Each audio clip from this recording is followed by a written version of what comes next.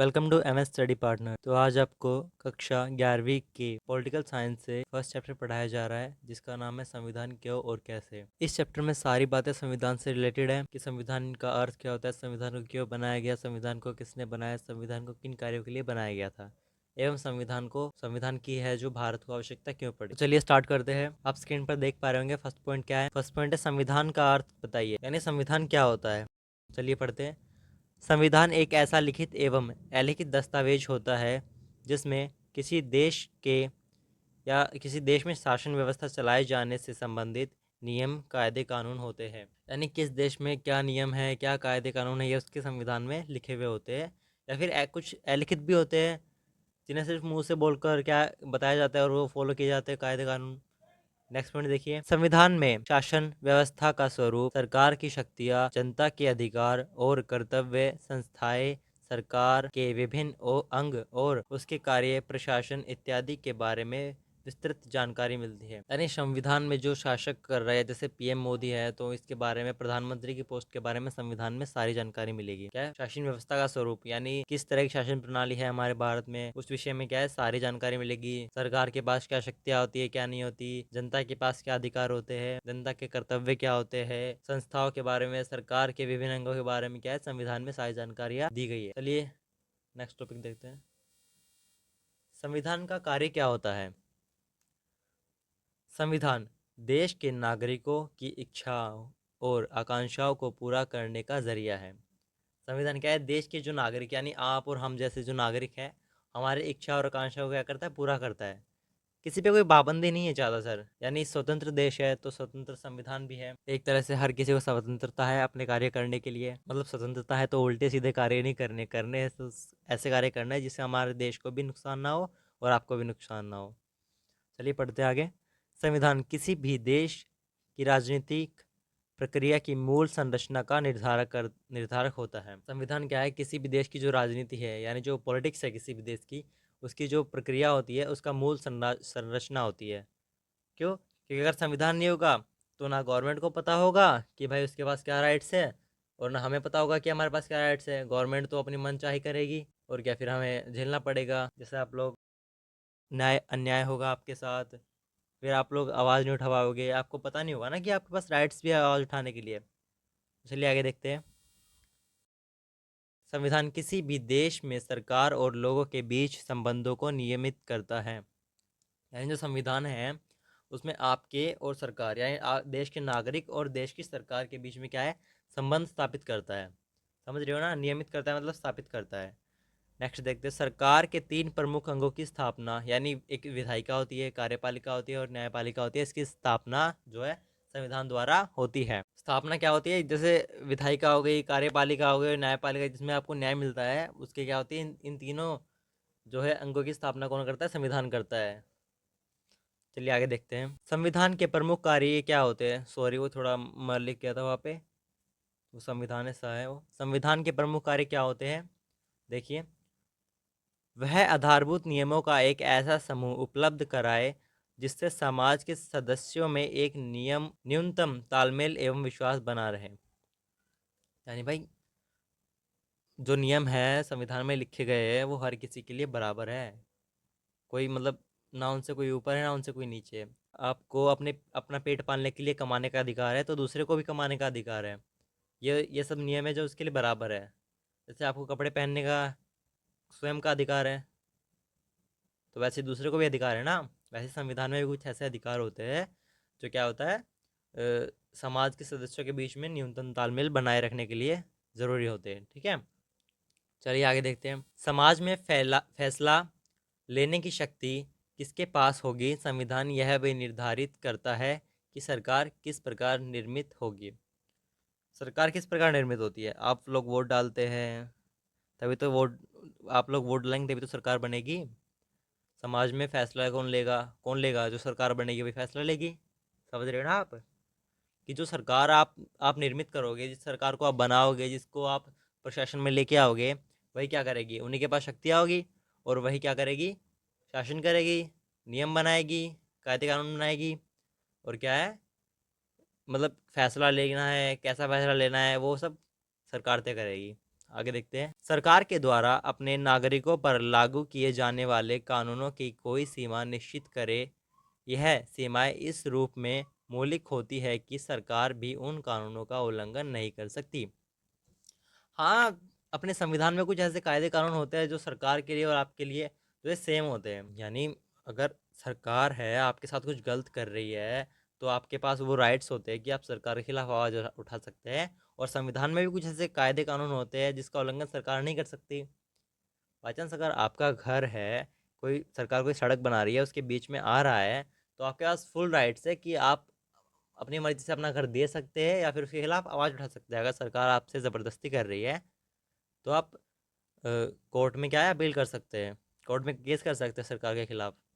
क्या है, वो आपका घर है, आपकी प्रॉपर्टी है, पर्सनल प्रॉपर्टी है, आपके नाम है, उसके कागज वागज जो है प्रॉपर्टी आपके नाम है, डॉक्यूमेंट्री आपके नाम है, तो सरकार उस आपसे ऐसे छीन नहीं सकती उसको। चलिए नेक्स्ट पॉइंट देखते हैं। सरकार को ऐसे सामर्थ्य प्रदान करे जिससे वह जनता की इच्छाओं को पूरा कर सके तथा एक न्यायपूर्ण समाज की स्थापना हेतु उचित परिस्थितियों का निर्माण कर सके। यानी जो संविधान है वो सरकार को ऐसे सामर्थ्य प्रदान करता है जिससे क्या है, वो जनता की इच्छाओं को पूरा कर सकती है। यानी जो सरकार है वो जनता की इच्छाओं को पूरा करेगी और जो न्याय करेगी सबके साथ। ये थोड़ी कि भेदभाव करेगी, न्याय करेगी सबके साथ, सबके पास साथ एक जैसा व्यवहार करेगी। और क्या है, न्यायपूर्ण समाज की स्थापना करेगी। चलिए आगे देखते हैं। नेक्स्ट पॉइंट, संविधान कितने प्रकार के होते हैं। संविधान, जैसे आपको मैंने ऊपर बताया, संविधान के अर्थ में बताया था कि संविधान लिखित भी होते हैं और अलिखित भी होता है। तो क्या, संविधान मुख्यतः दो प्रकार के होते हैं। पहला जो संविधान होता है उसे हम लिखित संविधान कहते हैं। लिखित संविधान में क्या होता है, चलो देखते हैं। लिखित संविधान एक संविधान सभा द्वारा तैयार किया जाता है। इसमें देश के निर्माण के मूल तत्व, नागरिकों के अधिकार और कर्तव्य, सरकार की संरचना, कार्य और न्यायिक प्रणाली का समन्वय होता है। यानी जो संविधान सभा द्वारा तैयार तैयार किया गया संविधान है ना, उसमें क्या है, देश को चलाने की हर एक कायदे कानून व्यवस्था लिखी हुई है। यानी एक देश को किस प्रकार से नियंत्रित करना है, किस प्रकार से उसका आर्थिक और एवं सामाजिक विकास करना है, तो उसमें हर तरीके की क्या है, व्यवस्था लिखी गई है संविधान में, जो संविधान सभा द्वारा बनाया जाता है। लिखित संविधान किस किस देश के पास, देखिए नीचे दिया गया है। भारत के पास है, अमेरिका के पास है, फ्रांस के पास है, डेनमार्क के पास है, ब्राज़ील के पास है। ये क्या है, इन सब के पास क्या है, एक लिखित संविधान है। चलिए अगला देखते हैं। अलिखित संविधान क्या होता है। देखिए, अलिखित संविधान संविधानी निर्णय प्रणालियाँ प्रणालियों, परंपराओं, कानूनों, प्रस्थानों और सांस्कृतिक अभ्यासों के माध्यम से स्थापित होता है। यानी एक राज्य में जो लोग हैं, जैसे कि पहले के ज़माने में क्या होता था, राजा महाराजा होते थे, उनके पास कोई लिखित संविधान तो होता नहीं था, है ना।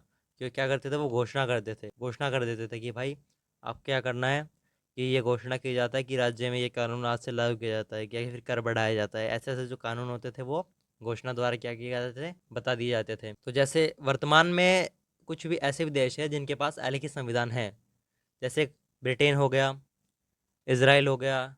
इन जैसे देशों के पास क्या है, अभी भी अलिखित संविधान है। यानी जो शासन प्रणाली है वो अलिखित है इनके पास, लेकिन फिर भी ये अच्छे तौर तरीके से क्या कर रहे हैं, शासन कर रहे हैं। चलिए आगे देखते हैं। संविधान की आवश्यकता। अब बात करते हैं कि संविधान की आवश्यकता क्यों पड़ी। यानी भाई एक राष्ट्र को संविधान की आवश्यकता क्यों पड़ती है। समाज में तालमेल बनाने के साथ राष्ट्रीय एकता और स्थिरता को सुनिश्चित करता है। यानी जो संविधान है वो समाज में तालमेल, यानी आप में, सरकार में, जो समाज में रहते हैं जो लोग, आप उनके नागरिकों के बीच में क्या करता है, तालमेल बनाता है संविधान। तो क्या, संविधान एक बहुत ही महत्वपूर्ण भूमिका निभाता है और क्या, राष्ट्र को एकीकृत करता है, यानी एकता में बंधित करता है और स्थिरता रखता है। चलिए आगे पढ़ते हैं। कानून व्यवस्था बनाए रखने के साथ न्याय वितरण में संरक्षा प्रदान करता है। यानी कानून व्यवस्था है, इनकी संविधान में लिखा गया है कि आपके देश का कानून किस प्रकार कार्य करेगा। जो कानून व्यवस्था है वो भी सुनिश्चित तरीके से चल रही है। और क्या है, न्याय सबके लिए समान है, सबके लिए समान न्याय है। अगर भाई आप कोई बड़ा हो ओहदे में, कोई छोटा हो, तो क्या सबके लिए समान न्याय है। अगर उसने कोई गुनाह किया है तो क्या है, उसको सज़ा अवश्य मिलेगी। तो चलिए आगे पढ़ते हैं। न्यायपूर्ण समाज की स्थापना के लिए नागरिकों के मौलिक अधिकार और कर्तव्यों को संरक्षा प्रदान करता है। यानी क्या क्या है, जब संविधान में सबके लिए समान न्याय होंगे तो क्या है, न्यायपूर्ण समाज की स्थापना हो जाएगी। आपके जो मौलिक कर्तव्य है उनमें क्या होगा, जो आपके मौलिक कर्तव्य है और जो अधिकार है उसको क्या होगा, संरक्षण प्रदान करता है। संविधान क्या करता है, आपके मौलिक कर्तव्यों की संरक्षा रक्षा करता है। मौलिक कर्तव्य क्या है, जिसके द्वारा आप आवाज़ उठा सकते हैं, तो वही आपके मौलिक कर्तव्य होते हैं, मौलिक अधिकार होते हैं। और कर्तव्य होते हैं जिनको आपको अपने देश के प्रति पूर्ण करना पड़ता है। आप मौलिक अधिकारों को आगे इसी चैप्टर में पढ़ेंगे। चलिए देखते हैं। शासन व्यवस्था चलाने के लिए राजनीतिक स्थिरता और अच्छी शासन प्रणाली की व्यवस्था बनाता है। यानी जो शासन व्यवस्था यानी जो गवर्नमेंट है, अपने देश की सरकार है, वो कैसे कार्य करेगी, किस तरह से उसको चलाना है, उसमें क्या है, सब एक जो है संविधान में लिखा गया है। स्थिरता उसमें कैसे होनी चाहिए, और क्या है, अच्छे तरीके से क्या करना, शासन करना चाहिए। सत्ता के दुरुपयोग रोकने के लिए देश के निर्माण और उसकी संरचना में समय समय पर परिवर्तन करने की क्षमता प्रदान करता है। भाई अगर सत्ता में कोई सरकार गलत कार्य कर रही है, गलत निर्णय ले रही है, या फिर जो है समाज को गलत क्या शिक्षा दे रही है, तो उसके सत्ता के दुरुपयोग कर रही है वो एक तरीके से, तो क्या है, हम उस सत्ता को हटा भी सकते हैं, हटा सकते हैं कि नहीं हटा सकते। देश के निर्माण और उसकी संरचना में समय समय पर परिवर्तन करने की क्षमता प्रदान करता है। यानी जो आप है सत्ता को हटा सकते हैं, यानी अगर एक बार वो बन गई, तो अगर वो बीच में गलत कार्य करने लगी, उसका समय काल पूर्ण होने से पहले आप उसकी सत्ता को गिरा सकते हैं। भारतीय संविधान सभा का गठन, यानी जो भारतीय संविधान सभा, यानी जो भारतीय संविधान सभा जिसने संविधान को बनाया है, उसका गठन कैसे हुआ, किसने किया, ये आपको इसमें बताया जाएगा। तो चलिए देखते हैं। 1 जुलाई 1945 में ब्रिटेन में नई लेबर पार्टी सरकार सत्ता में आई। फिर भारतीय संविधान सभा बनाने का रास्ता खुल गया। यानी आज़ादी से भी पहले की बात है कि 1945 में ब्रिटेन में नई लेबर पार्टी सरकार सत्ता में आई थी। जो लेबर पार्टी और की बनी थी, सरकार बनी थी, वो सत्ता में अब कार्य प्रशासन कर रही थी। फिर भारतीय संविधान बनाने का जो है रास्ता खुल गया। चलिए आगे पढ़ते हैं इसी में। कैबिनेट मिशन योजना के अनुसार यह तय हुआ कि संविधान बनाने के लिए एक संविधान सभा बनाई जाएगी, जिसका गठन 9 दिसंबर 1946 को हुआ। जो कैबिनेट मिशन योजना है उसके अनुसार क्या तय किया गया था कि संविधान बनाने के लिए क्या बनाई जाएगी, एक संविधान सभा। और संविधान सभा का गठन कब हुआ था, 9 दिसंबर 1946 को। यानी संविधान सभा में जो ऐसे लोग थे जो संविधान को बनाने वाले थे, यानी जिसने हम ढांचा तैयार किया था, यानी संरचना जिन्होंने तैयार की थी, वो तो हमारे बाबा साहब हो गए, डॉक्टर बी आर अम्बेडकर, और उनके सहकर्मी हो गए जो उनके साथ मिलकर क्या कर रहे थे, संविधान का निर्माण कर रहे थे, जिसका गठन 9 दिसंबर 1946 को हुआ था। संविधान सभा के सदस्यों का चयन ब्रिटिश प्रांतों के प्रत्येक प्रांतों को उनकी जनसंख्या के अनुपात में दिया गया। यानी संविधान जो सभा थी, जो उसके सदस्य थे, यानी बाबा साहब के साथ जो उनके सहकर्मी थे, उनका जो चयन किया गया था ब्रिटिश प्रांतों के प्रत्येक प्रांतों को उनकी क्या है, जनसंख्या के अनुपात में जो बांटकर किया गया था, उनकी जनसंख्या के अनुपात के अनुसार क्या है, उनको संविधान सभा में सम्मिलित किया गया था। चलिए आगे देखते हैं। प्रत्येक 10 लाख की जनसंख्या पर लोगों पर एक सीट तय की गई। प्रत्येक प्रांत की सीटों को 3 प्रमुख समुदाय सामान्य, सिख एवं मुसलमान में उनकी जनसंख्या के अनुपात में बांटा गया। यानी प्रत्येक 10 लाख लोगों पर क्या है, एक सीट है, तो ये तय की गई है। जैसे सीटों को 3 भागों में बांटा गया है, एक तो क्या है, एक तो सामान्य, और सिख, जो सिख लोग होते हैं यानी पंजाबी वगैरह, और एवं मुसलमान, यानी जो हमारे मुसलमान भाई होते हैं। इन तीनों क्या है, इन तीनों प्रांतों में सीटों को प्रत्येक 10 लाख की जनसंख्या के अनुपात में बांटा गया है। उनकी जनसंख्या के अनुपात में क्या है, बांट दिया है इन सब सीटों को, जिसके कारण वो शासन चला सके। चलिए आगे देखते हैं। संविधान सभा की संरचना। अब संविधान सभा की संरचना क्या थी, उसमें कितने सदस्य थे, कितने नहीं थे, सब इसमें बताया गया। चलिए पढ़ते हैं। संविधान सभा की कुल सदस्य संख्या 389 निर्धारित की गई है, यानी 389 जो है उसमें सदस्य थे। यानी 389 लोगों ने मिलकर क्या किया था, संविधान का निर्माण किया था। आई होप आप समझ रहे होंगे। चलिए आगे पढ़ते हैं। जिनमें से 292 यानी 292 प्रतिनिधि ब्रिटिश भारत के गवर्नर के अधीन 11 प्रांतों से होंगे। अब इनमें से क्या है, जो 292 प्रतिनिधि है ना, जो संविधान सभा में जो लोग सम्मिलित थे, उनमें से 292 प्रतिनिधि यानी 292 जो लोग हैं वो ब्रिटिश भारत के गवर्नर के अधीन क्या है 11 प्रांतों से लिए गए थे। जो ब्रिटिश यानी संविधान जब बन रहा था तो उसमें था तो ब्रिटेन का ही राज, अभी तक ब्रिटिश गवर्नमेंट ही राज कर रही थी। तो जो ब्रिटिश भारत के जो गवर्नमेंट थे ना, ब्रिटिश भारत मतलब उस समय पे क्या हुआ था, ब्रिटेन राज कर रहा था ना हम पर, तो ब्रिटिश शासन चल रहा था। तो वहाँ के ब्रिटेन भारत के जो गवर्नर थे उनके अधीन से 11 प्रांतों से लोग लिए गए थे। 292 लोग 11 प्रांतों से लिए गए थे। चलिए आगे देखते हैं। 4 प्रतिनिधि चीफ कमिश्नरों के 4 प्रांत, यानी जो 4 प्रतिनिधि थे उनको चीफ कमिश्नर के 4 प्रांतों से लिया गया था।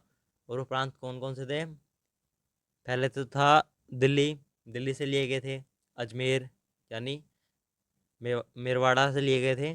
और दूसरा है ब्रिटिश बलूचिस्तान, यहाँ से लिया गया था। और कुर्ग, कुर्ग देश से लिया गया था। चलिए आगे पढ़ते हैं। 93 प्रतिनिधि भारतीय रियासतों से लिए जाने थे, यानी जो 93 प्रतिनिधि है वो क्या भारतीय रियासतों से लिए जाने थे। आगे देखिए। 5 जून 1947 माउंटबेटन योजना के अनुसार भारत पाकिस्तान विभाजन तय हुआ। परिणाम स्वरूप पाकिस्तान के सदस्य संविधान सभा के सदस्य नहीं रहे और भारतीय संविधान सभा के वास्तविक सदस्यों की संख्या घटकर 299 रह गई। यार ये क्या बता रहा है कि जब माउंटबेटन योजना के अनुसार अकॉर्डिंग क्या हुआ था, भारत पाकिस्तान का विभाजन हुआ था ना, तो जो जो लोग पाकिस्तान में जाना चाहते थे वो भी हमारे संविधान सभा में कार्य कर रहे थे। तो क्या है, उन्होंने क्या है पाकिस्तान में जाने का निर्णय लिया। और क्या हुआ, अब वो क्या है पाकिस्तान के निवासी हो गए, जिसके कारण क्या नहीं रहे वो भारतीय संविधान सभा है ना उसके सदस्य नहीं रहे। तो जो लोग जाना चाहते थे वो लोग चले गए। और क्या है, भारतीय संविधान सभा के सदस्यों की संख्या घटकर 299 रह गई। अब आगे देखते हैं। 26 नवंबर 1949 को संविधान सभा में कुल 284 सदस्य ही उपस्थित थे। यानी जब संविधान पर हस्ताक्षर किए जाने थे यानी 26 नवंबर 1949 को संविधान सभा में कुल 284। चलिए अब आगे देखते हैं कि जो भारतीय संविधान है उसका निर्माण कैसे हुआ। पढ़ेंगे भारतीय संविधान का निर्माण। चलिए पढ़ते हैं। संविधान सभा की पहली बैठक 9 दिसंबर 1946 को हुई थी। डॉक्टर सच्चिदानंद सिंह को संविधान सभा का अस्थायी अध्यक्ष बनाया गया था। संविधान सभा की पहली बैठक कब हुई थी, जो है कि एक तो की पॉइंट हो गया है 1946 को हुई थी 9 दिसंबर। ओके। और इसका अस्थायी अध्यक्ष कौन था? डॉक्टर सच्चिदानंद सिन्हा। चलिए आगे देखते हैं। संविधान सभा की दूसरी बैठक 11 दिसंबर 1946 को हुई थी। डॉक्टर राजेंद्र प्रसाद को संविधान सभा का स्थायी अध्यक्ष बनाया गया। इसमें भी तो की पॉइंट बन रहे हैं। क्या है, दूसरी संविधान सभा कब हुई थी? 1946 को हुई थी 11 दिसंबर को। और क्या है, डॉक्टर राजेंद्र प्रसाद को क्या बनाया गया? इसका स्थायी अध्यक्ष बनाया गया, स्थायी सदस्य बनाया गया। आगे देखिए। संविधान सभा की तीसरी बैठक 13 दिसंबर 1946 को हुई थी, जिसमें पंडित जवाहरलाल नेहरू ने संविधान का उद्देश्य प्रस्ताव किया। इसमें भावी संविधान की रूपरेखा प्रस्तुत की गई थी। बैठक हुई थी कब हुई थी? 1946 को हुई थी 13 दिसंबर। और जिसमें क्या है पंडित जवाहरलाल नेहरू जी ने संविधान का प्रस्ताव रखा था। और क्या है रूपरेखा प्रस्तुत की थी संविधान की, मतलब जो भावी संविधान है उसकी रूपरेखा प्रस्तुत की थी। आगे बढ़ते देखिए। को 22 जनवरी 1947 यानी 22 जनवरी 1947 को संविधान सभा ने स्वीकार कर लिया। यानी जो जवाहरलाल नेहरू जी ने जो प्रस्ताव रखा था वो क्या है 1947 को 22 जनवरी को स्वीकार कर लिया गया, संविधान सभा ने स्वीकार कर लिया। संविधान सभा की प्रारूप समिति का अध्यक्ष डॉक्टर भीमराव अंबेडकर को बनाया गया। यानी जो संविधान का प्रारूप है, यानी जो संविधान की संरचना है, और वो किसने बनाई थी? वो थी बनाई थी डॉक्टर बी आर अम्बेडकर, यानी बाबा साहब जी ने क्या किया था, उसकी रूपरेखा संविधान की तैयार की थी। तो क्या उसका, यानी उस समिति का अध्यक्ष किसको बनाया गया? डॉक्टर बी आर अम्बेडकर को चुना गया। भारत के संविधान को बनाने में 2 वर्ष 11 महीने 18 दिन का समय लगा। इसमें कुल 166 बैठकें हुई थी। देखिए, पहली दूसरी तीसरी तो आपने पढ़ ली, अब टोटल बैठक कितनी हुई थी?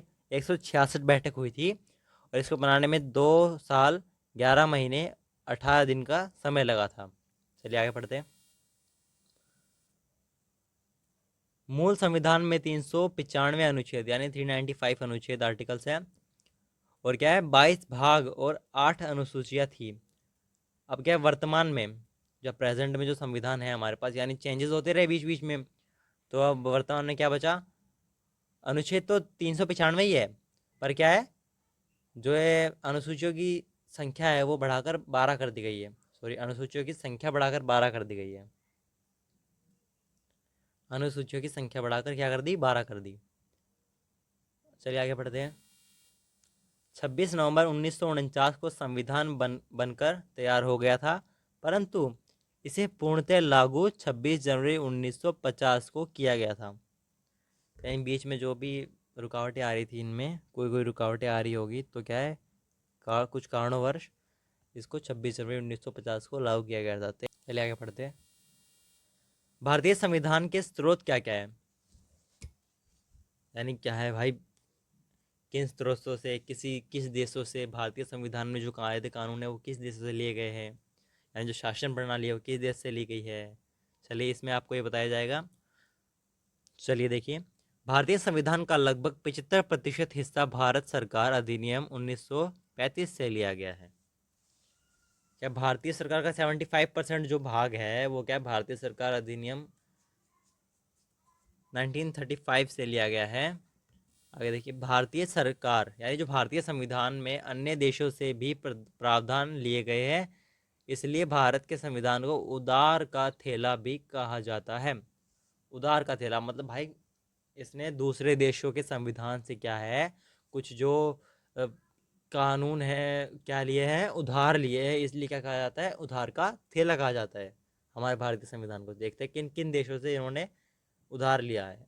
देखिए, भारतीय संविधान में अन्य देशों से लिया गया प्रावधान, यानी जो दूसरे देशों से जो कानून या प्रावधान लिए गए हैं वो क्या है, अब इसमें आपको बताया जाएगा। पहला है ब्रिटेन। ब्रिटिश संविधान से क्या लिया गया था? सार्वभौमिक मत के आधार पर चुनाव में जीत का फैसला, यानी जिसकी वोट ज़्यादा होगी वही जीतेगा। बस ये बात है कि जिसकी वोट ज़्यादा होगी वही जीतेगा। तो क्या है, सार्वभौमिक मत, जिसके पास ज़्यादा वोट होगी उसके आधार पर चुनाव में जीत का फैसला किया जाएगा। दूसरा है सरकार का संसदीय स्वरूप, यानी जो हमारी संसद है उसका, सरकार जो संसद में जो सरकार बनेगी उसका स्वरूप क्या होगा, वो क्या लिया गया है, ब्रिटिश संविधान से लिया गया है। कानून के शासन का विचार, कानून किस प्रकार शासन करेगी, किन कार्यों पर विचार करेगी, वो ब्रिटिश संविधान से लिया गया है। आगे देखिए, विधायिका में अध्यक्ष का पद और उनकी भूमिका, यानी जो हमारे 3 भाग है ना, 3 अंग है ना संविधान के, विधायिका, कार्यपालिका, न्यायपालिका, उसमें जो विधायिका है उसका जो अध्यक्ष का पद है, उस विधायिका के अध्यक्ष का जो पद है उसकी भूमिका किस प्रकार होनी चाहिए, वो क्या गया है, ब्रिटिश संविधान से लिया गया है। कानून निर्माण विधि, कानून को किस प्रकार बनाया जाना चाहिए, लागू करना चाहिए होगा, कि कहाँ से लिया गया है, ब्रिटिश संविधान से लिया गया है। आगे देखिए, फ्रांस के संविधान से क्या लिया गया है? फ्रांस के संविधान से लिया गया है स्वतंत्रता, समानता और बंधुत्व का सिद्धांत, यानी फ्रांस के संविधान में क्या है, स्वतंत्र रहने की प्रावधान है, तो वहां से लिया गया है स्वतंत्रता का और समानता का और बंधुत्व मतलब भाईचारे का प्रावधान।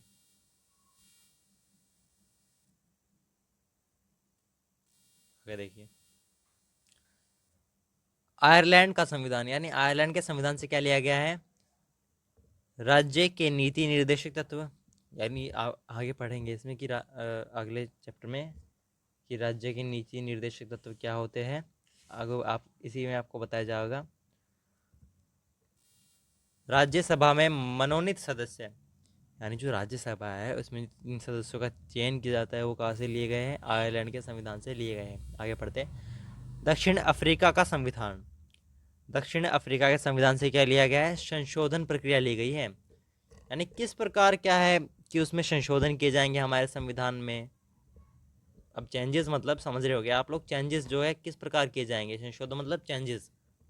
अगर संविधान में कोई त्रुटि हो गई है या फिर पहले कोई त्रुटि हो गई होगी जिसके कारण अब उस वर्तमान में समय में हमें चेंजेस करने पड़ेंगे यानी प्रावधान करने पड़ेंगे, तो क्या है उसमें संशोधन किया जाएगा। नए प्रावधान को उसमें ऐड करने के लिए क्या किया गया? संशोधन किया जाएगा। तो ये क्या है? दक्षिण अफ्रीका से लिया गया है। अमेरिका का संविधान, अमेरिका के संविधान से क्या लिया गया है? मौलिक अधिकार लिए गए यानी फंडामेंटल राइट्स है आपके, एक नागरिक के जो फंडामेंटल राइट्स होते हैं वो कहाँ से लिए गए हैं? मौलिक अधिकार अमेरिका से लिए गए हैं। न्यायिक पुनरावलोकन की शक्ति, जो न्यायिक व्यवस्था में जो पुनरावलोकन की शक्ति है वो कहाँ से ली गई है? अमेरिका से ली गई है।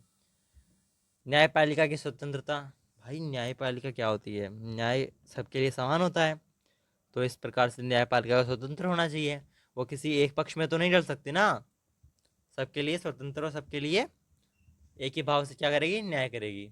चलिए आगे देखते हैं। कनाडा के संविधान से क्या लिया गया है? कनाडा के संविधान से क्या है?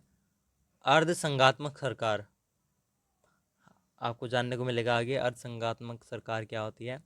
अवशिष्ट शक्तियों का सिद्धांत, अब इसमें कनाडा के संविधान से क्या लिया गया है? अवशिष्ट शक्तियों का सिद्धांत भी यही से लिया गया है।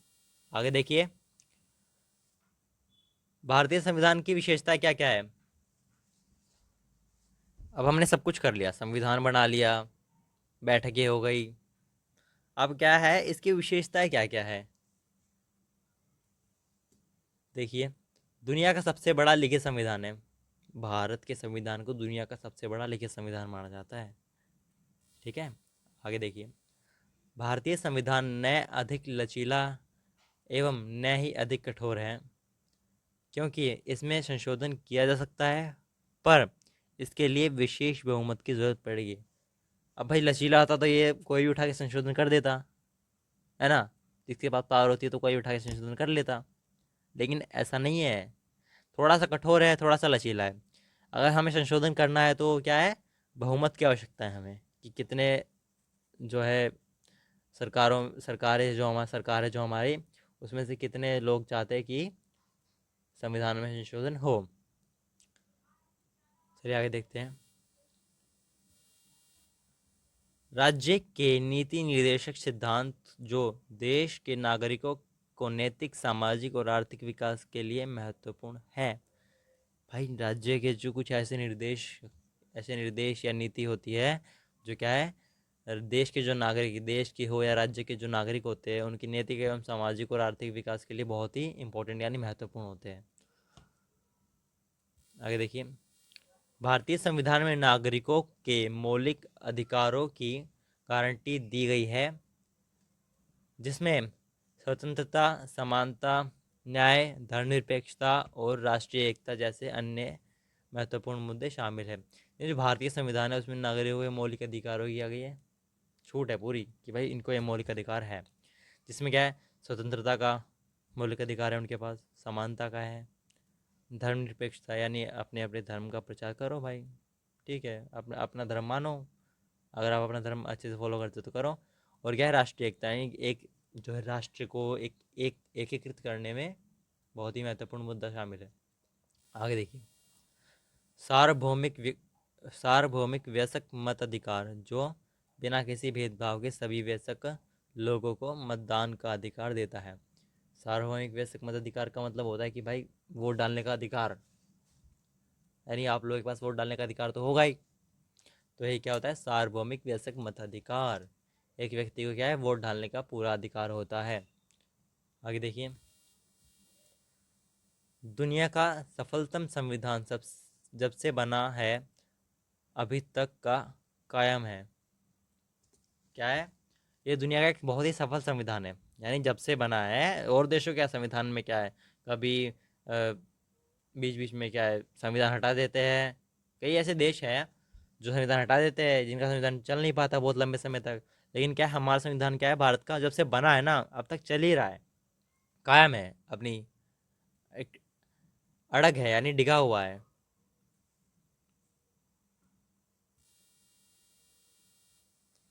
संसदीय शासन प्रणाली को अपनाया गया। संसदीय शासन प्रणाली को अपनाया गया है, साथ ही संघीय संरचना का आधार है, जिसमें केंद्र और राज्यों के बीच संरचनात्मक संतुलन है। जो संसदीय शासन प्रणाली है उसे भी संविधान के माध्यम से अपनाया गया है। क्या है इसमें, क्या है, संघीय संरचना का आधार है, जिसमें क्या है, केंद्र और राज्य के बीच की जो सरकार होती है उसमें क्या है, संतुलन बना रहता है, संरचनात्मक संतुलन बना रहता है। आगे देखिए, भारतीय संविधान में इकहरी नागरिकता का प्रावधान है। भारतीय संविधान है उसमें क्या है, इकहरी नागरिकता है जो उसका प्रावधान दिया गया है। आगे देखिए, संविधान भारत के सर्वोच्चतम, आगे देखिए, संविधान भारत के सर्वोच्चतम कानून होता है, इसलिए स्वतंत्र और निष्पक्ष न्यायपालिका का गठन किया गया है। जो संविधान है वो भारत का सर्वोच्च कानून है, ठीक है। तो क्या है, इसको इसको क्या है, इसकी प्रोटेक्शन के लिए क्या है, न्यायपालिका को स्वतंत्र कर दिया गया है, ये निष्पक्ष है न्यायपालिका कैसे, जो क्या है, जिसको इसने गुनाह किया है उसको क्या है, एक निष्पक्ष रूप से दंड देने का अधिकार है न्यायपालिका को। तो यह आपका चैप्टर पूरा हो गया है। आई होप आपको समझ में आया होगा अच्छी तरीके से। इसको आपकी नोटबुक में लिखना चाहे तो लिख सकते हैं, आसान लैंग्वेज में समझाया